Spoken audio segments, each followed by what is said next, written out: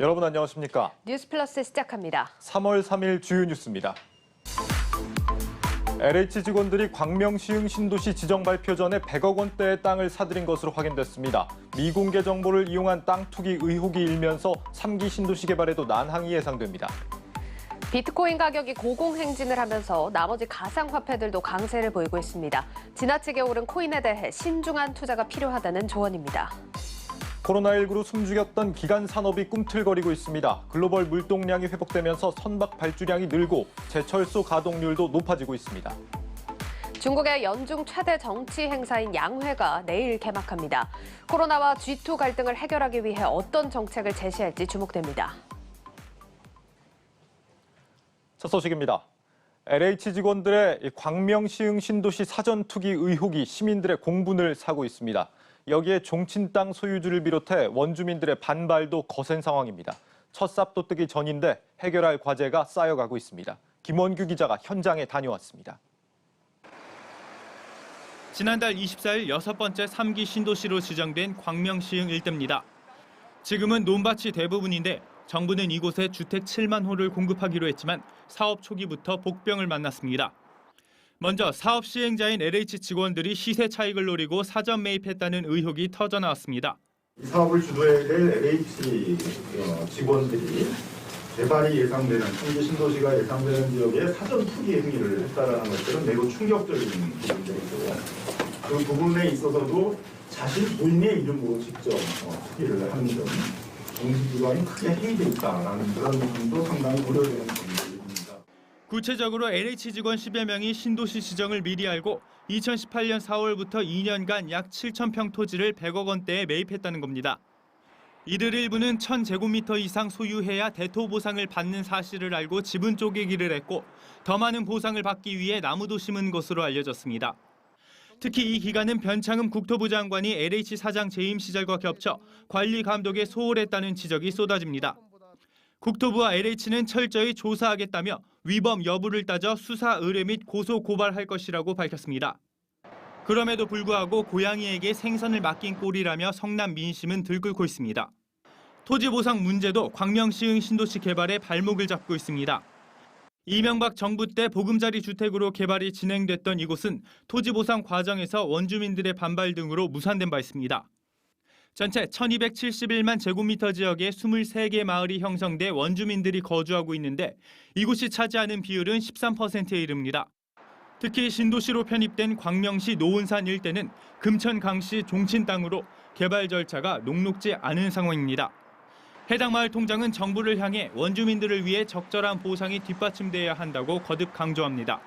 다른 데 가서 우리가 정착해서 살 수 있을 저기가 없어요. 세금 혜택도 줘야 되고 배려하고 좀 더 그 서민 저기를 한다고 하지만 하나도 배려하지 않고 자기네들이 다 지금 논아먹고 있어요. 국토부가 다 저 부동산 이야 뭐 개발한답시고 해서 비싸게 다 팔아먹고 그 정부의 돈 다 챙겨먹고 그럼 뭐야? 국민들은 위해서 뭐하냐고.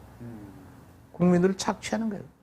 신도시 조성을 위해 토지 보상을 맞춰야 첫 삽을 뜨는데 사업 차질이 우려스러운 대목입니다.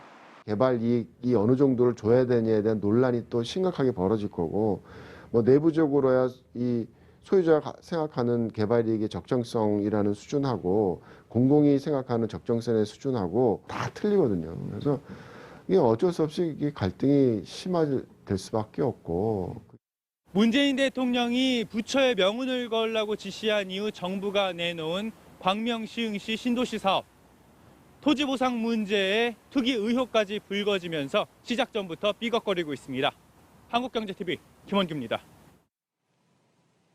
비트코인을 제외한 암호화폐를 알트코인이라고 합니다. 비트코인이 주목을 받으면서 최근 알트코인에 대한 관심도 덩달아 높아지고 있습니다. 하지만 비트코인보다 변동성이 커서 투자에 유의해야 합니다. 김태학 기자입니다. 비트코인이 연일 입방아에 오르면서 알트코인 가격도 급격한 등락을 보이고 있습니다. 가상자산 업계에서는 비트코인으로 인한 낙수 효과인 동시에 투기성 자본의 영향이라고 보고 있습니다. 예를 들어서 삼성전자로 돈을 번 사람들이 있으면 이제 그 수익률이 익숙해지잖아요. 그 변동성도 어느 정도 편해지는 사람들이 있고, 네, 그러면은 이제 당연히 그 다음 다른 것들 조금 더 자극적인 걸 찾는 성향이 나타나는 거. 실제로 국내 거래소에서 거래된 몇몇 코인은 최근 급격한 변동성을 보였습니다. 단안의 페이코인은 하루 만에 2000% 넘게 가격이 올랐다가 다음 날 50% 가까이 하락했고, 블록체인 게임사 보라이 코인도 하루 동안 400% 넘게 가격이 급등했다가 다음 날 30% 곤두박질 쳤습니다. 약간의 호재에도 투기적 매수세가 몰려들고 있어 단기 수익을 좇는 투자자들을 유혹하는 모양새입니다. 전문가들은 급등 후 반드시 급락하는 투기적 흐름이 이어지는 만큼 투자에 각별히 유의해야 한다고 조언합니다. 그 메인넷 위에서 올라오고 있는 디파이를 비롯해서 어느 정도 에코시스템 쌓여가는지를 사실 공부를 하면서 투자를 해야 될 것 같고요. 첫 번째로는 유즈 케이스 같은 거 없이 그냥 투자를 정말 투기성으로 투자를 하는 경우에는 사실 특검법 개정안에 가상자산 사업자의 다크코인 취급 금지 내용이 담긴 점도 주목해야 합니다. 다크코인은 거래 내역 정보가 드러나지 않아 자금 세탁에 활용될 가능성이 있는 가상자산들입니다. 업계 관계자는 거래소에 다크코인 취급 금지 의무가 생겼기 때문에 9월 가상자산 사업자 신고를 내기 전에 자체적으로 일부 다크코인을 상장 폐지할 가능성도 배제할 수 없다고 전했습니다. 한국경제TV 김태학입니다. 철강, 해운같이 우리 경제의 토대를 이루는 산업을 기간산업이라고 합니다. 바로 이 기간산업들이 최근 회복 조짐을 보이고 있습니다. 글로벌 물동량이 늘면서 선박 수주량이 증가하고 철강 업황도 조금씩 되살아나는 모습입니다. 신동호 기자입니다. 세계 주요 컨테이너 운송 항로의 운임을 종합한 상하이 컨테이너 운임 지수가 올해 초 역대 최고치를 찍었습니다. 지난 8월부터 꾸준히 오른 건데 지난해 상반기와 비교하면 무려 3배나 올랐습니다. 코로나19 여파로 꽁꽁 얼어붙었던 글로벌 물동량이 회복세를 보이면서 운임이 급등하고 있는 겁니다. 해운 업황이 회복되자 연초부터 선박 발주도 꾸준히 늘고 있습니다. 국내 조선 3사의 수주 규모는 2월 말 기준 52억 달러로 올해 수주 목표의 17%에 이릅니다. 특히 미국의 파리기후변화협약 재가입과 국제해사기구 탈환 규제는 업황 전망을 더욱 밝게 하고 있습니다. 전 세계 3만여 척의 중고 선박이 향후 10년 내에 LNG 추진선으로 대부분 교체될 것으로 예상되기 때문입니다. 특히 조선이나 이런 것들은 올해 들어서 글로벌 물동량 자체가 조금 많이 늘어나고 있고 작년 수준을 회복하는 것 같아서 신조선에 대한 그 기대 이런 것들이 조금 많아지고 있는 것 같고요. LNG나 우리 조선 업종의 비중이 높은 부분이 EU의 환경 규제라든지 미국의 바이든 정부에 따라서 친환경 규제가 강화되는 측면이 아무래도 그쪽 부분에 발주나 이런 것들이 좀 늘어나는 그런 효과를 좀 보지 않을까 이렇게. 친환경 선박 분야에서 경쟁력을 갖고 있는 우리 조선업계에 유리한 상황이라는 의미입니다. 조선업의 돈은 생기는 철강업계로 확산되고 있습니다. 가전제품과 자동차 등에 사용되는 판재류에 대한 수요가 크게 늘면서 공장 가동률은 올라가고 제품 가격도 상승하고 있습니다. 전문가들은 코로나19 장기화로 내수는 여전히 어렵겠지만 국가 경제의 근간인 기간산업이 회복세를 보이면서 경기 반등을 이끌 것이라고 내다봤습니다. 한국경제TV 신동호입니다. 페이스북과 인스타그램 같은 SNS 많이들 사용하실 겁니다. 누구나 쉽게 가입하고 소식을 접할 수 있다는 점이 특징입니다. 그런데 세대 교체의 시작일까요? 요즘 새롭게 떠오르는 SNS들은 정반대로 까다로운 인증 절차와 내밀한 소통에 초점을 맞추고 있습니다. 고영욱 기자입니다. 누구나 쉽게 가입해 소식을 공유할 수 있는 페이스북이나 트위터 같은 소셜 네트워크 서비스가 등장한 지 벌써 10년. 급격하게 늘던 이용자 수는 최근 들어 정체되는 모습입니다. 대신 우리끼리를 앞세운 폐쇄적 플랫폼이 뜨고 있습니다. 서울대, 연고대 출신끼리만 소개팅을 주고받는 앱들이 잇따라 나오는가 하면 같은 지역 사람들끼리 물건을 사고 파는 당근마켓 같은 서비스가 큰 인기를 끌고 있습니다. 직장인들끼리 정보를 주고받는 블라인드는 직장인 10명 중 8명이 가입할 정도입니다. 최근 정용진 신세계 부회장과 정태영 현대카드 부회장 등 유명 인사들의 발언대로 주목을 받은 클럽하우스도 마찬가지입니다. 가입의 필수인 초대장이 비싸게는 10,000원이 넘는 값에 거래되기도 합니다. 그만큼 까다로운 인증이 필수, 보안 시스템에도 공을 많이 들입니다. 공개됐을 때의 SNS는 이제 불필요하고 뭐랄까 소수의 사람들만 공유한 그런 분화되는 어떤 현상으로 이해하면 될 것 같다. 이어지는 분화. 네. 사람이 몰리는 만큼 광고가 붙고 벤처 투자도 잇따릅니다. 일촌이라는 특별한 관계 설정으로 싸이월드가 성장했던 방식과 비슷하지만 단순 신상 공개를 넘어 뚜렷한 이용 목적을 갖고 있는 데다 이용 상대방을 서로 잘 모른다는 게 차이점입니다. 사생활 공개에 대한 피로감이 높아지면서 온라인 공간에서도 변화가 나타나고 있다는 분석입니다. 한국경제TV 고용기입니다. 중국의 최대 정치 행사 양회가 4일인 내일부터 시작됩니다. 중국 경제 정책을 발표하는 자리여서 증시에 긍정적인 영향을 미쳐왔지만 올해는 조금 다를 수 있다는 분석이 나옵니다. 방서우 기자가 그 이유를 알아봤습니다. 안정적 성장과 자립. 올해 양회에서 주목해야 할 키워드입니다. 통상 양회 이후 중국 증시는 대규모 경기 부양 기대로 상승해왔지만 올해는 중국 정부가 통화정책 정상화와 리스크 관리에 방점을 두고 있는 만큼 변동성이 높아질 수 있어서입니다. 긴축으로 전환이 될 거냐의 여부에 대해서 아직 이견이 많은 상황이긴 하지만 다른 국가들이 여전히 완화적인 스탠스를 취하고 있는 상황에서 중국은 이미 작년부터 중립이라는 스탠스로 전환을 했다. 실제로 춘절 이후 불거진 인민은행의 유동성 회수와 미국 금리 상승 우려 외에도 지난해 하반기 급격하게 늘어난 공모펀드 자금이 대형주에 쏠리면서 중국 증시는 급등락을 반복하고 있습니다. 따라서 단순히 지수의 일희일비하기보다는 글로벌 경기 회복 흐름 속에서 중국 정부가 주도적으로 육성할 성장 산업에 중점을 두고 시장을 바라봐야 한다는 분석이 나옵니다. 중국은 미국과의 무역 갈등 이후 자국 기술 육성을 통한 공급망 안전, 탄소 중립 실천을 위한 신재생 투자 확대, 5G 등 신형 인프라를 통한 내수 확대에 나서왔고 앞으로도 이러한 쌍순환 전략을 고수할 방침입니다. 이에 단기적으로는 저평가 매력이 부각되면서 실적 전망치가 개선되고 있는 경기 민감주, 장기적으로는 반도체, 신재생, 5G 분야가 수혜를 입을 것으로 보입니다. 결국 내수를 강조하기 위한 새로운 개념이라 보고 있고 그렇기 때문에 소비 관련된 MS가 높은 기업들에 대해서는 일반적으로 좋은 실적 흐름이 예상이 되고 올해 중국 경제 성장률이 최고 9%까지 점쳐지는 만큼 한국 기업과 증시에 미칠 영향도 상당할 전망입니다. 중국이 자국 내 소비에 힘을 실으면서 관련 업종이 부상할 가능성이 높고 중국 내 5G 보급 확대 수혜가 예상되는 디스플레이 기술과 가상융합기술 관련주 역시 상승 여력이 크다는 조언입니다. 한국경제TV 방서우입니다.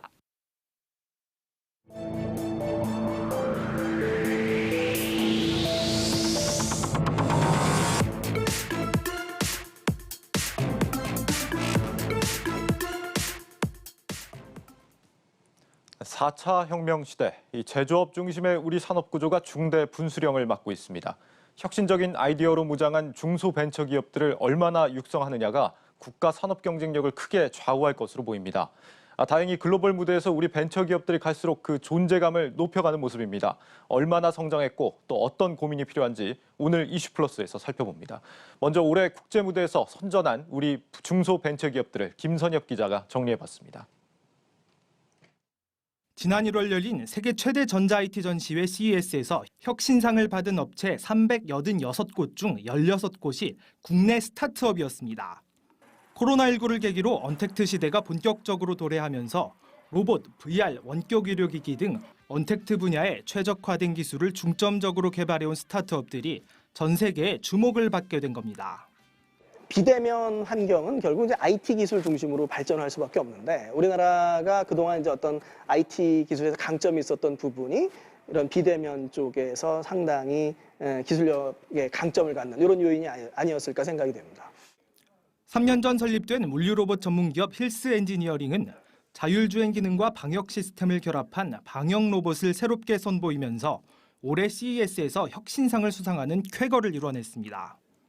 힐스 엔지니어링의 로봇은 약재 분사 방식, 자외선 살균 방식 등 최적의 방역 솔루션을 적용해 스스로 방역 작업을 펼칩니다.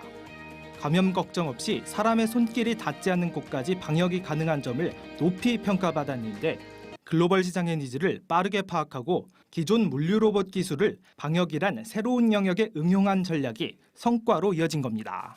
물류 로봇과 방역 로봇이 근본적으로 다르지 않습니다. 기본 플랫폼은 동일하고 단지 그 파생 부분들만 저희들의 그 기술들이 응용된 거기 때문에 전략의 변화는 없습니다. 국내 유망 스타트업과 상생 발전을 위해 투자에 나선 한국중부발전이 구매 조건부로 힐스 엔지니어링과 사업 개념 증명에 나섰고 도쿄 올림픽을 앞두고 지하철역과 스타디움 등의 방역 문제로 고민하던 일본의 지자체들도 방역 로봇 구매 의사를 밝혔습니다. 가정에서 사용이 가능한 원격 재활 솔루션을 개발한 H로보틱스 역시 설립 만 3년 만에 CES 혁신상을 받았습니다. 장비 한 개로 팔목, 팔꿈치, 발목, 무릎, 4개 관절 부위 재활이 가능한 데다 웹 플랫폼을 통해 의료진이 환자의 상태에 맞는 재활 운동을 처방하는 등 모니터링 기능도 있어 비대면 시대 수요를 적중했다는 평가입니다. 클리닉 센터에서 먼저 연락도 오고 있고요. 확실히 CES 상을 받고 나서 이제 제품에 대해서 좀 더 우호적으로 계약 체결 요건까지도 열어놓고 연락 오는 케이스들이 많아지고 있습니다. 지난해 5억 원 규모 매출을 기록한 H로보틱스는 올해 목표액을 80억 원으로 예측하는 등 본격적인 스케일업을 예고하고 있습니다.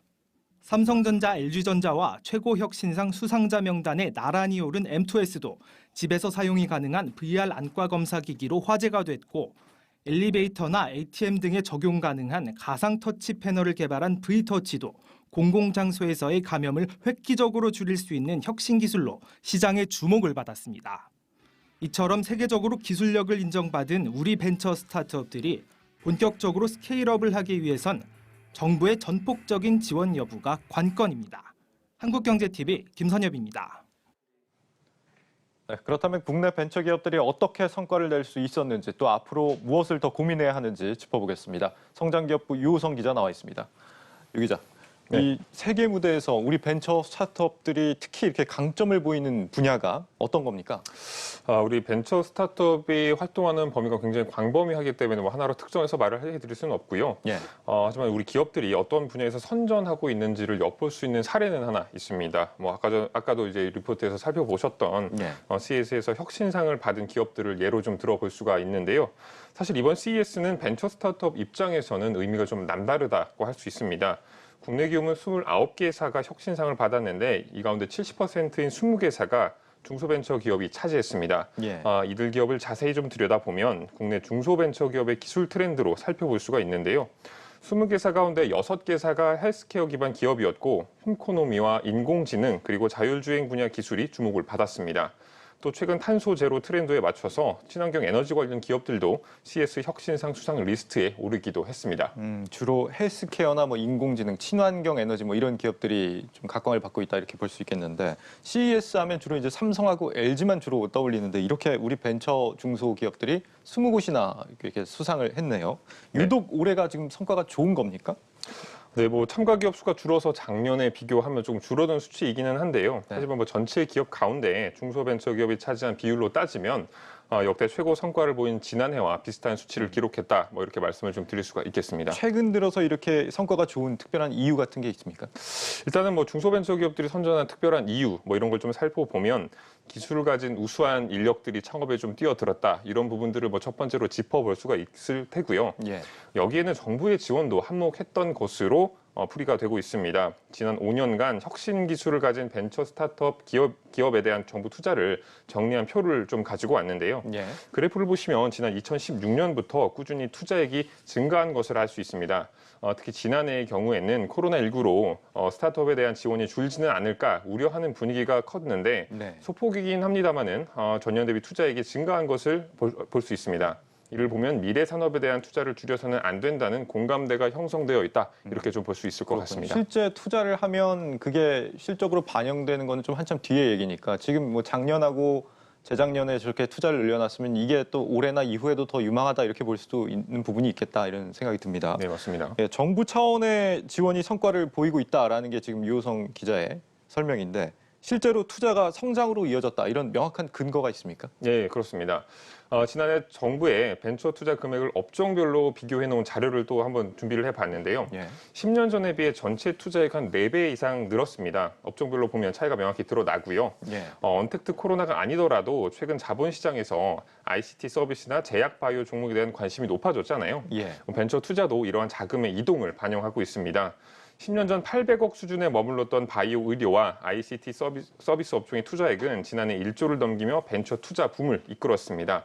반면 전기기계 장비나 ICT 제조 등은 투자가 정체한 모습을 보였는데 이러한 이유에는 산업 구조가 변한 탓도 있지만 투자가 특정 업종에만 쏠린다는 점에서 아쉽다는 소리가 나오고 있습니다. 그렇군요. 그러니까 확실히 좀 투자를 많이 한 업종이 주로 이제 성장도 좀 가파른 모습을 보이고 있다 이런 건데 쏠림 현상은 또 좀 경계를 해봐야 될 것 같고요. 앞서서 이제 김선엽 기자 리포트에 나온 그 기업들은 이번에 혁신상을 받았으니까 이 후에 앞으로 뭐 투자를 좀 더 계속 기대할 수 있는 거 아닙니까? 네, 맞습니다. 맞기는 한데 사실 꼭 그렇게 바로 이어진다라고 하기는 좀 어려운 것 같은데요. CES 혁신상을 받은 것으로 좀 이름이 알려지면서 국내외 바이오로부터 문의는 많이 들어오고 있지만 기업을 키우는 입장에서는 지금부터가 좀 중요한 시점이라고 할 수 있습니다. 특히 CES의 경우 제조업에 기반을 둔 회사들이 많았기 때문에 이들 기업들의 실적이 성과를 보이기 위해서는 제조 설비에 대한 투자가 들어가줘야 하거든요. 하지만 앞서 말씀드렸다시피 투자금이 바이오나 ICT 서비스 같은 특정 업종에만 몰려 있는 데다가 정부 투자가 초기 창업 기업에 주로 이루어지다 보니 성장 단계에 접어든 기업들은 오히려 자금 기근에 허덕이고 있는 경우가 많습니다. 또 이런 기업들의 경우 정부 R&D 과제로 자금을 충당하는 경우가 많은데 매출이 없으면 지원 자체가 어렵다 보니 기술 개발 단계를 막 벗어난 스타트업이 클 수 있는 환경이 아직까지는 조성되지 않은 셈이죠. 투자가 창업 초기 단계에서만 주로 이루어진다고요? 성장 단계에 접어들었다는 게 정확히 한 몇 년 정도를 얘기하는 겁니까? 창업 기업들을 크게 3가지 정도로 좀 나눠볼 수가 있는데 보통 3년 미만의 기업들을 초기 투자 기업, 그리고 3에서 7년을 도약기, 그리고 스케일업이 필요한 기업들은 7년 차 이상을 이렇게 분류하고 있습니다. 그러니까 실제로는 한 7년 차 정도의 투자가 더 필요하다 이런 의미가 되겠네요. 네, 맞습니다. 창업 자체가 늘었다는 건 굉장히 좀 긍정적이긴 한데 더 키울 수 있는 투자에 대한 부분은 좀 약한 편이다 이렇게 볼 수 있겠는데 정부도 사실 이런 부분을 알 거 아닙니까? 지금까지 투자 지원을 안 한 특별한 이유 같은 게 있습니까? 업계에서는 정부가 자신들의 투자 성과를 보여주는 데 있어서 창업 기업들의 질을 높이기보다는 창업 수 자체를 늘리는 데 초점을 맞췄기 때문인 것으로 분석하고 있습니다. 쉽게 말해서 투자를 통해 유망 기업을 성장시키기보다는 창업 기업 수를 늘리는 것이 가시적인 성과를 드러내기 편했기 때문이다. 이렇게 좀 분석을 할 수가 있는 거죠. 숫자 늘리기에 급급해서 진짜 필요한 지원은 좀 소홀해 왔다 이렇게 지적을 해볼 수 있을 것 같은데. 그렇습니다. 앞으로도 계속 지원이 없는 겁니까? 그렇지는 않습니다. 물론 이제 정부도 이런 스케일업에 대한 벤처 스타트업들의 니즈를 모르는 것은 아니기 때문에 중기부는 이전에 없었던 스케일업 펀드를 신설해서 1,000억 원을 투입하는 등 적극적인 움직임을 좀 보이고 있고요. 여기에 최근 혁신 기술의 시장 진입에 대한 고민이 더해지면서 이에 대한 지원이 이루어지고 있습니다. 앞서 보셨던 것처럼 혁신 시제품 구매 사업이 대표적인 사례인데 이 제도는 공공기관과 지자체 조달 예산의 1%를 혁신 시제품 구매에 사용할 수 있도록 지원하는 제도입니다. 사실 이 비슷한 제도를 미국과 유럽 등 선진국에서는 이미 활용을 해왔습니다. 지멘스나 필립스 등이 이 제도를 활용해 성장한 것으로 알려지고 있고요. 우리나라의 경우 지난 2019년부터 도입해 운영하고 있는데 매출이 늘고 사업이 커지는 등 벌써부터 긍정적인 성과를 보이고 있습니다. 스케일업이 늦었다는 비판에 뒤늦은 지원책을 내놓고 있기는 하지만 우리 제품에 대한 기술력이 해외에서 인정받고 있는 만큼 투자와 제도가 뒷받침된다면 국내 벤처 생태계가 조금 더 활성화될 것으로 기대됩니다. 성장기업부 유호성 기자였습니다. 잘 들었습니다. 네, 감사합니다.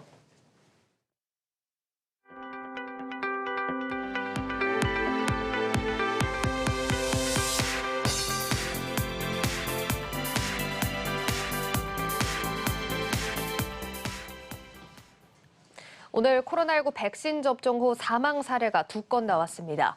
각각 50대, 60대 남성이며 각각 흉통과 호흡 곤란, 발열과 전신 근육통 등의 증상을 보이다 사망했습니다. 두 사람 모두 아스트라제네카 백신 접종자로 현재 질병관리청은 예방접종과의 연관성을 확인 중이며 세계적으로 백신이 사망의 직접 원인이 된 사례가 없기 때문에 접종은 계획대로 지속하겠다는 입장입니다. 정은경 질병관리청장은 어느 정도 안정성이 있는 백신이 접종되고 있으니 과도한 공포를 가질 필요가 없다고 덧붙였습니다. 주식시장의 상승세가 주춤하면서 신용대출은 줄고 예금은 늘어난 것으로 나타났습니다. 지난달 말 5대 시중은행의 신용대출 잔액은 135조 1,844억 원으로 1월보다 556억 원이 줄었습니다. 같은 기간 은행의 요구불 예금과 정기예금은 각각 28조 9천억 원과 3조 4천억 원이 늘면서 대조를 보였습니다. 서울 아파트의 전세가율 상승세가 지난해 새 임대차법 시행 이후 처음으로 꺾였습니다. KB국민은행의 주택동향 자료를 보면 지난달 서울 아파트 전세가율은 56.17%로 전달보다 0.09%포인트 떨어졌습니다. 전문가들은 올해 전국적으로 입주 물량 감소가 예상되는 만큼 전세 시장의 본격적인 안정 여부는 봄 이사철 이후에 판단할 수 있을 것으로 내다봤습니다. 금호 석유화학 경영권을 두고 삼촌인 박찬구 회장을 상대로 한 조카 박철한 상무의 공세가 거세지고 있습니다. 박철한 상무는 웹사이트를 열고 회사 가치가 하락한 요인은 과다한 현금 보유와 낮은 배당 성향, 또 부적절한 투자 결정에 있다고 지적했습니다. 또 이 같은 이유로 우월한 수익과 영업 성과를 냈음에도 주주 가치가 훼손됐다고 강조했습니다. 코로나19로 어려움을 겪는 저비용 항공사에 최대 2천억 원의 정책금융이 지원됩니다. 국토부는 제31차 비상경제 중앙대책본부 회의에서 이 같은 내용의 항공산업 위기 극복 방안을 발표했습니다. 국토부 관계자는 국내 여행 수요가 줄고 고용 유지 비용은 늘면서 정책 지원금이 소진된 상황이라며 실사 등을 거쳐 지원 시기와 규모를 정할 계획이라고 설명했습니다.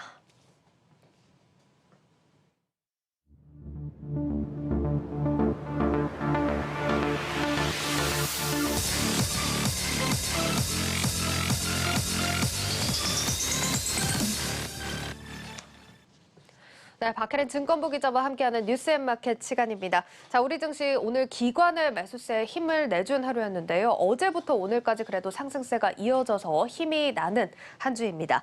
자, 박 기자, 이런 분위기에 또 크게 한몫을 한 게 이 아이오닉5의 흥행. 성공을 하지 않았습니까? 네, 그야말로 돌풍을 일으키고 있습니다. 네. 올해 테슬라가 한국에서 26,500대를 판매하겠다라는 목표를 세웠었는데 네. 아이오닉5의 경우 사전 계약 첫날 이미 이 목표치를 거의 달성하다시피 했습니다. 네. 이제 물건을 하나도 남김없이 다 판다고 할 때 우리가 완판이라고 하죠. 네. 유럽에서도 사전 계약 첫날 이제 내놓은 물량 모두 계약되면서 완판에 성공했다는 것만 봐도 해외에서의 인기까지 실감할 수 있습니다. 사실 전망이 좋아서 기대는 크게 나오고 있는 상황이었는데 이렇게 완판까지 할 줄은 또 몰랐습니다. 그래서 오늘은 아이오닉의 수혜를 받아가는 부품주 얘기를 한번 해볼까 하는데 어떤 종목 꼽아볼 수가 있을까요? 네, 그렇다면 아이오닉5는 물론 향후 전기차 시장 성장에 중요한 역할을 담당할 한온 시스템을 다뤄보도록 하겠습니다. 한온 시스템이 또 어제 급등이 나와줘서 많은 분들이 궁금해하셨을 텐데 어떤 회사인지부터 간략하게 들어보죠. 네, 한온 시스템은 현대차 계열을 제외하면 국내 최대 자동차 부품 회사입니다. 네. 전기차는 많은 전기 장치가 필요해 열을 관리하는 시스템이 중요하다고 하는데요.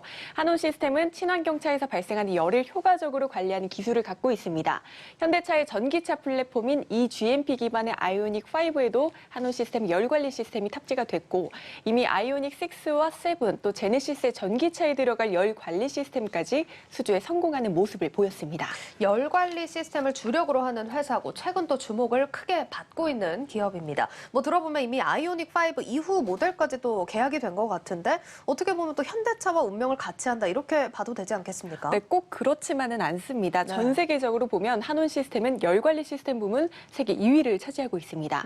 현대차 그룹 비중이 높긴 하지만 폭스바겐과 아우디, 포르쉐, 벤츠 등에도 납품을 하고 있고요. 네. 특히 폭스바겐은 모듈형 전기차 플랫폼 MEB 양산을 본격화하고 있어서 한온 시스템의 친환경차 매출에 기여하는 비중이 향후 더 늘어날 것이라는 전망도 나오고 있습니다. 네. 즉 고객사 기반이 워낙에 넓다 보니 어떤 한 회사의 실적이 좌우되기보다는 전기차 시장이 성장할수록 전반적인 수혜를 입을 것이란 분석이 나오고 있는 겁니다.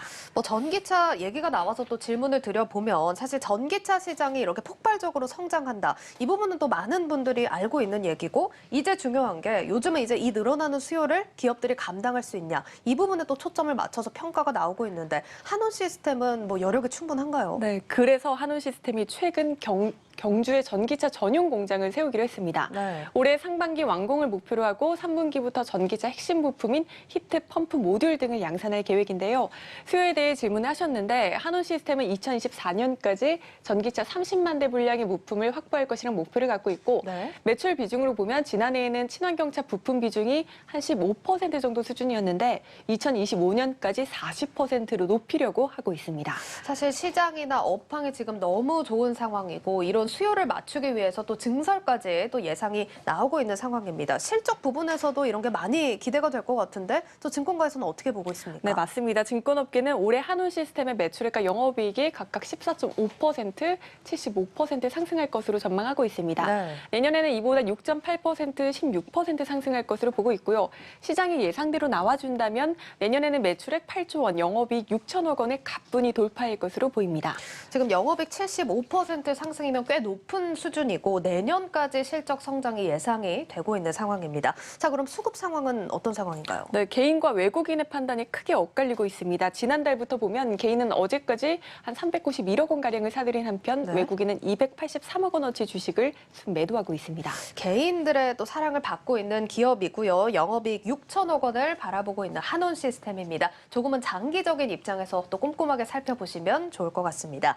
자, 그럼 다음 이슈로 한번 넘어가 보도록 할 텐데 다음은 또 한국가스공사 얘기를 또 해봐야겠어요. 오늘 상승폭이 그래도 한 3%대에서 쭉 이어지는 모습이었는데 어떤 이슈입니까? 네, 여러 이유가 있지만 먼저 이제 보시다시피 최근 여러 증권사에서 금리 상승기 수혜주로 한국가스공사를 지목하고 있습니다. 금리 상승기 수혜주로 한국가스공사가 지목이 됐습니다. 금리랑 한국가스공사랑은 어떤 연관이 있습니까? 네, 쉽게 설명을 드리면 가스공사는 공공재를 공급하는 이제 공공기관으로 정부로부터 일정 부분 투자비를 보전받습니다. 이걸 적정 투자 보수라고 하는데 산정할 때 5년 만기 국고채 금리 등을 기반으로 합니다. 지난해에는 금리 하락으로 올해 투자 보수가 다소 줄었지만 최근 금리 상승으로 내년에는 적정 투자 보수가 증가해서 이 금리 상승에 따른 수혜를 누릴 것이란 설명입니다. 오늘도 박혜린 선생님이 또 소환됐는데 사실 이런 부분이 연동되는 줄은 저도 몰랐던 부분입니다. 앞서 또 여러 가지 이유가 있다고 하셨는데 또 어떤 이유가 있습니까? 네, 금리 외에 가스공사의 수익성에 영향을 미치는 요인은 유가입니다. 유가가 상승하면 천연가스의 가격 경쟁력이 생겨서 한국가스공사의 실적이 개선되는 구조를 갖고 있습니다. 유가와 주가의 상관관계를 볼 수 있는 자료를 가져와 봤는데요. 보시다시피 지난 2015년 이후 추이를 보면 서부 텍사스산 원유 가격이 오를 때 가스공사의 주가도 우상향하는 흐름을 보여왔습니다. 메리츠증권은 서부 텍사스산 원유가 지난 3개월 새 한 36% 정도 상승한 한편 가스공사의 주가는 6% 오르는 데 그쳤다며 유가 상승만으로도 주가 상승 여력이 충분하다고 보고 있습니다. 지금 얘기 정리해보면 최근에 사실 금리 올라가고 있다 이런 얘기는 너무 많이 전해드린 것 같고 유가도 또 말할 것도 없이 크게 회복세를 보여주고 있는 모습 확인을 해보셨는데 한국가스공사가 뭐 금리랑 유가 지금 올라가는 것들은 다 영향을 받고 있네요. 네, 그렇습니다. 또 있고요. 지난해 유가 하락과 코로나19로 늦춰졌던 생산도 확대되고 있고 신규 투자 역시 정상화될 것이란 전망이 나옵니다. 또 최근엔 정부가 수소 관련 산업을 적극 육성하려고 하고 있는데 한국가스공사가 정부의 수소 경제 활성화 로드맵이 현실화됨에 따라 이 수소 관련 중심 기업으로 부각될 것이란 시각까지 나오고 있습니다. 지금 금리의 유가 또 가스공사가 수소 산업까지 영향을 받으면 거의 완전체일 것 같은데요. 네, 가스공사는 이제 수소를 신성장 동력으로 삼고 수소 관련 산업에 적극적으로 활성화하겠다라고 하는 방침입니다. 한국가스공사는 올 초 수소 사업본부를 새로 만들었고 올 한 해 수소 생산과 충전 인프라 구축 등을 통해 본격적으로 이제 성과를 낼 방침입니다. 조만간 코가스 2030 계획을 발표해 중장기 전략을 구체화할 전략인데요. 증권업계에선 그동안 한국가스공사가 이제 천연가스 인프라 건설과 운영으로 쌓은 노하우를 수소 사업에서도 발휘할 수 있을 것으로 기대하고 있습니다.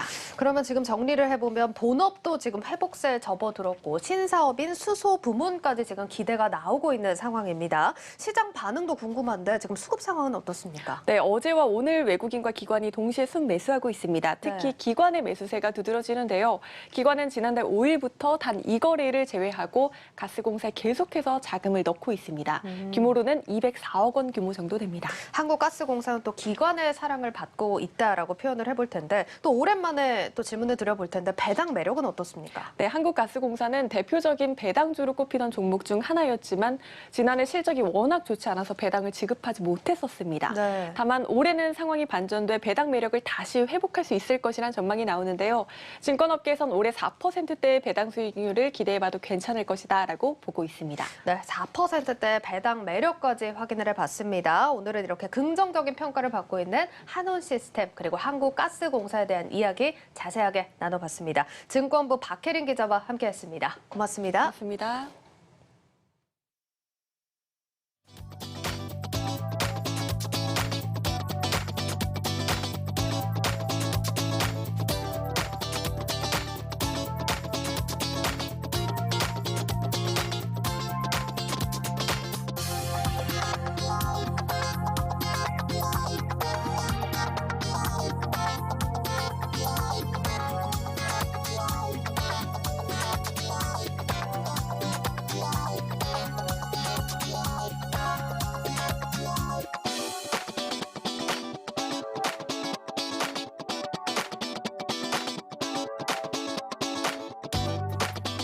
Please continue to follow us closely as Samsung pioneers meaningful innovations to create a better life and a better normal for all.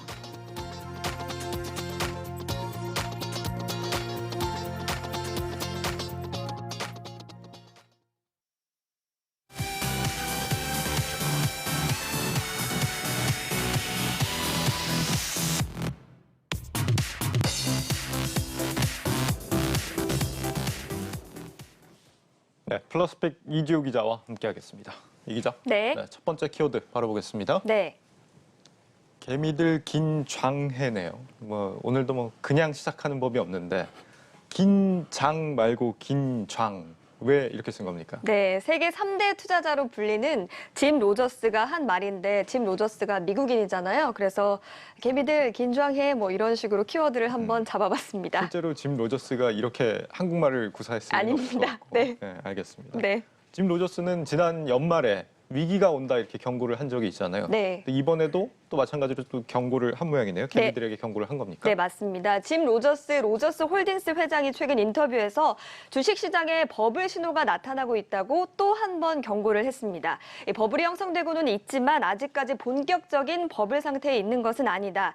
다시 말해서 증시에서의 유동성 장세가 조금은 더 나타날 수는 있지만 버블은 항상 있었고 또 다시 오게 될 것이다 이러면서 버블 주식을 사게 되면 항상 결과가 나빴다 이렇게 경고를 했습니다. 아직 본격적인 버블이 아니다라고 하면 또 당장은 괜찮다 이런 의미로도 좀 들리기도 하는데 버블이 형성되고 있다고 보는 근거는 어디에 있습니까? 네, 이번엔 근거가 좀 있었는데요. 로저스 회장은 버블의 증거 가운데 하나로 기업 인수 목적 회사죠. 스펙을 좀 꼽았습니다. 스펙은 비상장사가 우회적으로 상장하도록 활용하는 실체가 없는 페이퍼 컴퍼니인데요. 전통적인 IPO 대신에 스펙과 합병하는 방식으로 우회 상장을 할 수가 있습니다. 이 복잡한 절차를 거치지 않고 상장을 할 수가 있지만 실체가 없기 때문에 리스크가 조금 큰데요. 이 돈을 보고 쫓는 스펙이 급증한 것을 버블의 신호로 좀 봤습니다. 기업 인수 목적 회사라고도 하잖아요. 네. 스펙. 이제 상장을 통해서 투자자들을 모은 뒤에 그걸로 이제 우량한 기업을 찾아서 합병에 성공하게 되면은 이제 그 주식을 서로 나눠가는 투자자들이 그런 형태인 걸로 알고 있는데 네. 요즘 코스닥에서도 이런 스펙에 대한 청약 열기가 굉장히 뜨겁다고 들었습니다. 네. 이게 지금 위험 신호가 될 수 있다 이런 지적이 나오는 거군요. 버블이 온다. 그러면 어떻게 해야 된다 이런 조언도 있었습니까? 네, 조언이 있기는 했는데 주식시장에서의 조언은 아니었고요. 후회하는 발언을 좀 했습니다. 수년 전에 비트코인을 샀어야 되는데 못 샀다 이렇게 좀 후회를 했는데요. 네. 많은 가상자산들이 좀 이미 가치를 잃고 사라졌지만 비트코인은 여전히 건재한 만큼 투자할 가치가 있다. 이런 의견을 밝혔습니다. 전 세계 모든 사람들의 이 바람이죠. 네, 비트코인을 맞습니다. 샀더라면. 네, 규제에 취약한 비트코인에 대한 그런데 신중론도 좀 있지 않았는데요. 짐 로저스는 비트코인이 투자 자산을 넘어서 유용한 화폐가 되고자 한다면 이 발권력에 대한 통제력을 잃고 싶지 않은 정부의 불법화를 피할 수 없을 것이다. 이렇게 경고를 하기도 했습니다. 또 금과 은 가격은 추가로 상승할 것이다. 이렇게 예측을 하기도 했습니다. 안전자산 쪽으로 투자라는 말로 들리는데 그간 예언들이 꽤 적중률이 높았다면서요. 이번에도 좀 믿어봐야 되는 겁니까? 네, 맞습니다. 사실 이런 경고를 한 것이 짐 로저스만이 아니기 때문에 좀 주목을 해볼 필요가 있습니다. 워런 버핏의 오른팔로 불리는 찰리 멍거도 주식시장에 대한 버블을 경고하기는 했습니다. 다만 멍거는 비트코인을 두고는 조금 회의적인 시각을 좀 밝혔는데요. 비트코인은 금을 대체하는 인위적인 것이라면서 내가 결코 금을 사지 않기 때문에 비트코인을 사지 않을 것이다. 이렇게 투자자들에게 조언을 했다고 합니다. 네, 다음 키워드 보겠습니다. 네.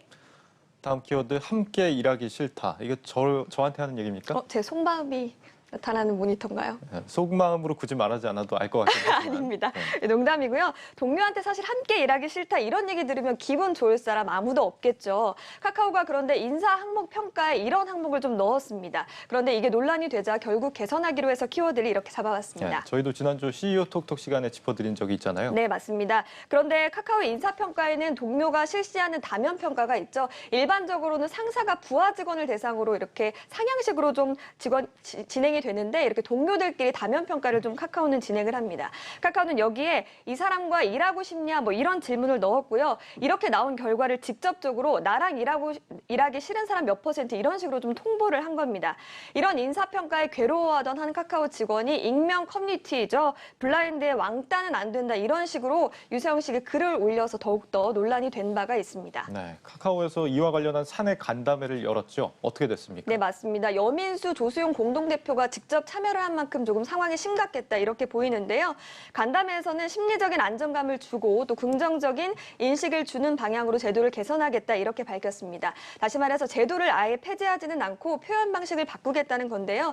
일각에서는 이번에도 사실 원론적인 입장만 되풀이했다 이런 지적들도 나오고 있는 상황입니다. 사실 이 글로벌 기업들이 저렇게 다면 평가를 하고 직접 통보하는 방식을 다들 잘 활용을 하고 있는데 카카오에서는 어디서 문제가 되고 있는 건지 잘 모르겠습니다. 네, 전문가들은 사실 이 평가 문항만을 놓고 봤을 때는 문제가 없다 이렇게 밝히고 있는데요. 한 인사 담당자는 뭐 함께 일하기 싫다 이런 표현들이 일반적으로 많은 기업에서 좀 채택하고 있는 표현이라고 합니다. 사실 약간 좀 인신공격적으로 들리는 부분도 없진 않아요. 네. 그런데 이런 문항 때문에 근로감독 청원까지 올라간 상황이라고 하는데 문제가 그러면 어디에 있다라고 이렇게 예상이 되고 있죠? 네, 앵커가 말씀하신 대로 질문이 다소 직설적일 수가 있고 또 그 결과를 직원들에게 직접적으로 단순하게 통보한 것 자체가 좀 잘못됐다 이런 평가가 나오고 있습니다.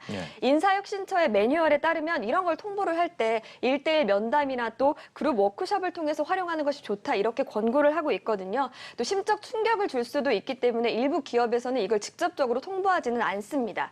일례로 같은 업계의 네이버 역시 함께 일하고 싶은 동료가 있나요? 이런 평가 문항이 있고요. NHN도 동료에게 긍정적인 자극을 줄 정도로 열정적으로 일했나요? 등의 질문이 있다고 하는데요. 다만 이 질문을 큰 카테고리에서의 결과를 제공을 하기 때문에 이게 좀 다소 차이점이라고 볼 수가 있겠습니다. 텍스트로 결과를 통보하지 말고 가급적이면 따뜻하게 말로 소통하는 이런 노력이 필요하지 않을까 싶은 생각이 듭니다. 네. 아직까지 한국에서는 이런 방식을 쓰는 기업들이 그렇게 많지는 않은 것 같아요. 네, 주로 빅테크, IT 기업들이 많은데요. 이 국내 IT 기업들이 사실 미국 구글 같은 회사들을 좀 따라잡기 위해서 이걸 좀 도입해 와서 문제가 됐다 이런 지적들도 좀 있습니다. 구글은 동료 평가를 승진이나 해고에 반영하는 것으로 알려지고 있는데 이게 한국의 조직적인 어떤 문화와는 좀 맞지 않는다 이런 지적들이 있는 거죠. 카카오는 뭐 개선책에 대한 여지를 남겼지만 이와 관련한 여지는 계속될 것으로 좀 풀이가 됩니다. 네, 이 기자도 앞으로 불만 있으면 이런 키워드 말고 직접 말로 소통을. 따뜻하게 하기 네, 바랍니다. 알겠습니다. 네, 마지막 키워드 보겠습니다.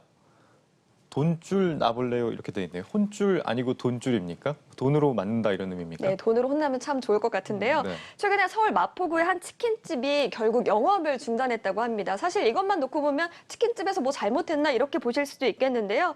실제로는 소비자가 적극적으로 팔아두는 돈줄이 나서 주문을 더 이상 받지 못했다고 하는데 오늘은 이 얘기를 좀 해드리려고 합니다. 돈줄이 났다. 무슨 사연입니까? 네, 여기 지금 사진이 띄어져 있죠. 이 치킨집 점주가 형편이 어려운 형제에게 공짜로 치킨을 준 것이 좀 알려졌기 때문입니다. 이 편지에서 보듯이 집안의 생계를 책임지던 A군이 코로나19로 인해서 식당에서 해고가 됐다고 합니다. 그런데 동생이 너무 치킨이 먹고 싶다고 했는데 돈이 없었던 거죠. 이 사실을 알았던 치킨집 점주가 무료로 치킨을 좀 주고 또 동생을 데려가서 머리도 좀 깎여주고 이랬다고 합니다. 이런 사연이 온라인을 중심으로 좀 알려졌는데 점주를 한번 돈으로 혼줄을 내주자 이런 사람들이 모여서 치킨 주문이 좀 계속된 것으로 좀 풀이가 됩니다. 굉장히 옛날에나 들어봤을 법한 좀 훈훈한 소식이네요. 뭐 인터넷이 발달하다 보니까 이제는 이런 선행 같은 것도 더 보답을 받게 되는 것 같습니다. 네, 맞습니다. 좋은 점도 있는 것 같은데 이게 다가 아닙니다. 최근에는 SNS상에서 영수증 사진을 찍어 올린 게시글들이 굉장히 늘어나고 있습니다. 왜일까요? 글쎄요. 인증 사 먹었다? 인증? 네, 그건 아니고요. 사람들이 코로나로 인해서 사정이 어려워진 동네 가게에 음식을 주문을 하고 이 영수증이나 뭐 음식 사진을 찍어서 이 자영업자들을 돕는 캠페인을 직접 진행하고 있는 겁니다. 인스타그램을 제가 좀 찾아봤더니 직접 동네 음식을 방문한 뭐 사진이나 또 배달 주문 영수증에 이렇게 응원의 글귀를 적은 것들이 좀 다양한 게시글들이 좀 올라온 상태였습니다. 네, 갈수록 의식 있는 소비자들이 많아지는 것 같습니다. 네, 맞습니다. 1980년대 후반 또 2000년대 초반에 태어난 MZ세대라고 하죠. 이 사람들은 미닝아웃을 추구하기 때문에 이런 문화가 생겼다 이렇게 보는 것들이 전문가들의 시각입니다. 미닝아웃은 신념을 의미하는 미닝과 또 뭔가를 밝힌다는 커밍아웃의 합성어인데요. 이 소비를 통해서 자신의 신념이나 가치관을 좀 드러내고 사회 문제를 해결하려고 한다 이런 건데 이런 사람들은 뭐 가격이 비싸더라도 이런 거를 추구할 수만 있다면 기꺼이 좀 돈을 지불한다 이렇게 알려지고 있습니다. 그래서 이제 요즘 MZ세대를 겨냥한 마케팅들이 대부분 이런 형태잖아요. 네, 맞습니다. 그래서 기업들이 착한 마케팅을 벌이고 있는데요. 일례로 볼보코리아는 러닝을 하면서 쓰레기를 줍는 캠페인을 진행하고 있고요. 요새 많이들 입으시는 파타고니아 브랜드 있죠. 이게 미국 브랜드인데 가격대가 좀 높지만 연평균 35%씩 계속적으로 성장하고 있는 게 전체 매출의 일부를 환경단체에게 기부를 한다고 합니다. 이 코로나로 몸과 마음이 좀 지쳤지만 오늘은 저도 한번 미닝아웃을 실천해 보려고 합니다. 네, 대가를 바라고 하는 선행은 좀 다소 아쉽긴 합니다만 그래도 뭐 선행이라는 행위 자체는 굉장히 아름다운 것 같습니다. 플러스픽 이지우 기자와 함께했습니다. 잘 들었습니다. 고맙습니다.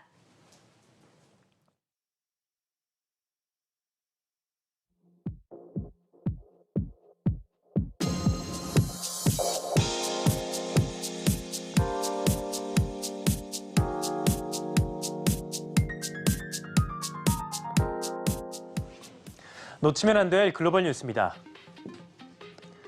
이달 들어 미국의 여러 주가 마스크 착용 의무화 조치를 해제하는 등 경제활동 재개를 시도하고 있습니다.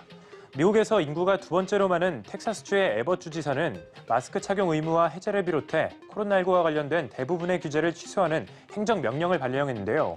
에벗 주지사는 특별히 사람이 많이 모인 식당에서 기자회견을 열고 백신 접종의 시작과 줄어든 입원 환자 수, 그리고 텍사스 주민들이 지켜온 안전 관행을 봤을 때 마스크 의무화 조치가 더 이상 필요하지 않다는 것은 분명하다고 주장했습니다. 다음 소식입니다. 미국 국제무역위원회 ITC는 삼성전자가 만든 스마트폰과 태블릿, 스마트워치 등 특정 LTE 호환 셀룰러 단말에 대해 특허 침해 여부를 조사한다고 밝혔습니다. ITC는 이른바 특허 괴물로 불리는 글로벌 특허 관리 전문사 이볼브드 와이어리스가 삼성전자와 모토로라를 상대로 지난달 1일에 특허 침해 조사를 요청했다고 하는데요. 이볼브드 와이어리스는 이전에도 LG전자로부터 LTE 관련 특허를 사들이고 애플과 삼성, 마이크로소프트 같은 글로벌 제조사를 대상으로 특허 침해 소송을 제기한 바 있습니다. 다음은 뉴욕 증시 종목 관련 소식입니다. 미국 주식시장에서 헤지펀드의 공매도 타깃이 된 온라인 주식담보대출 기업 로켓컴퍼니의 주가가 간밤 무려 71%나 급등하면서 최고가를 기록했습니다. 로켓컴퍼니는 주가 급등으로 장중 여러 차례 거래가 중단되기도 했는데요. CNBC는 게임스톱 열풍을 이끌었던 레딧에서 한 개인 투자자가 쓴 170만 달러 올인한다라는 게시글에 1,700개가 넘는 댓글이 달렸고 이는 지난 1월 불과 2주 만에 주가가 1,500% 폭등했던 게임스톱 사태를 연상시킨다고 보도했는데요. 170만 달러는 우리 돈 19억 원에 달합니다. CNBC는 이날 로켓컴퍼니가 별다른 상승 재료가 없었음에도 불구하고 레딧 개미들의 눈길을 끌면서 대규모 매수세가 유입됐다고 분석했습니다. 마지막 뉴스입니다. 중국이 미국보다 먼저 전 세계 최초로 억만장자가 1,000명이 넘는 나라가 됐습니다. 홍콩 사우스차이나 모닝포스트에 따르면 중국 푸른 리포트가 1월 평가 기준으로 집계한 2021 글로벌 부호 명단에서 중국은 억만장자가 1,058명으로 696명의 미국을 제치고 1위를 차지했습니다. 리포트에 따르면 지난해 코로나19 사태 속에서 주식시장의 호황과 기업 공개 열풍으로 매주 8명의 억만장자가 새로 탄생했다고 하는데요. 이런 가운데 중국 정부에게 미운 털이 박힌 알리바바의 창업자 마윈은 중국 최고 부자 자리에서 4위로 밀려났고 생수업체 농푸산취안의 창업자인 중산산이 지난해 기업 공개를 통해 돈반석에 앉으면서 새로운 1위로 올렸습니다. 지금까지 글로벌 뉴스 박찬희였습니다.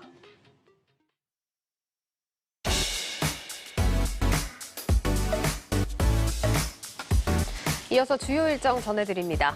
먼저 국내에서는 2월 외환 보유액과 소비자 물가 동향, 또 연간 국민소득 등 경제 지표 발표가 이어지겠습니다. 기업 소식으로는 제넥신이 최대 주주로 있는 차세대 면역 항암제 개발업체 네오 이뮨텍의 공모 청약이 시작됩니다. 글로벌 일정으로는 미국 연준에서 베이지복을 발표하고 중국에서는 최대 정치 행사인 양회가 이날부터 이틀간의 일정으로 진행된다는 점 전해드리겠습니다. 얼마 전 부동산 거래 정보업체 직방이 공인중개사를 직접 채용하면서 공인중개 업계가 긴장하고 있습니다. 과거 타다 서비스와 택시 업계 간의 갈등이 겹쳐 보이는 건 왜일까요? 우리는 과연 젊은 창업자들이 벤처를 꿈꾸고 또 도전하기에 적절한 토양을 제공하고 있는지 곱씹어볼 일입니다. 네, 해외의 경우 부동산 빅데이터 거래 정보 업체에게 직접 중개까지 허용하되 이 소규모 거래로만 한정해서 중개사들의 영업 환경을 보호하고 있습니다.